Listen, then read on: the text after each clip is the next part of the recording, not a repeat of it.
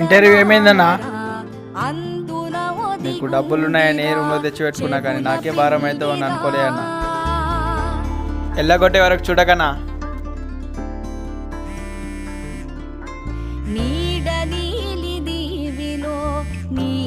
బిడ్డ నీ ఉద్యోగం ఏమైందిరా? నాన్న ఉద్యోగం వచ్చేలా లేదు, మన దగ్గర డబ్బులు ఉన్నాయిగా. నేను ఇంటికి వచ్చి ఏదైనా చిన్న బిజినెస్ పెట్టుకుంటానన్నా. నూరు మీరా నా కొడక, నీకు జాబ్ వస్తే ఊర్లో మొత్తం చెప్పుకొని తిరిగినా. ఇప్పుడు నా పర్వేం కావాలి? సర్పంచ్ కొడుకు పోయి రోడ్డు మీద కొట్టు పెట్టుకుంటా అంటే ఎట్లుంటుంది? నా ఇజ్జత్ అంతా పోతుంది. ఇదిగో చెప్తున్నా, నువ్వు జాబ్తో ఇంటికి వస్తా అంటే రా, లేకుంటే అటే పోయి చావు. నాకు కొడుకు పుట్టలే అనుకుంటా.